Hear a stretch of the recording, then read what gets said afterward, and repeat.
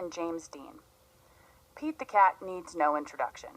Beloved by kids, parents, and teachers everywhere, this groovy cat is back, and this time there's a new guy in town.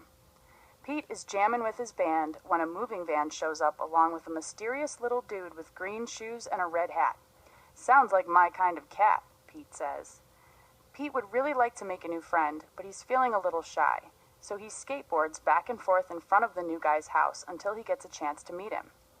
Gus the platypus is like no one Pete has ever seen before, but Pete says, "You're not like me and I'm not like you, but I think being different is really very cool."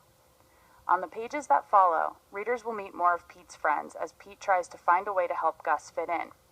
But no one, not Squirrel or Grumpy Toad or even Octopus, can figure out something that Gus can do with them for fun. Until Pete accidentally discovers Gus's secret talent and finds the perfect way for him to fit in with all of his friends. The message here is a simple one. Being different is okay, and not everyone has the same abilities, but everyone has something they can do. But Pete the Cat has a way of delivering simple messages in a very fun, very cool way.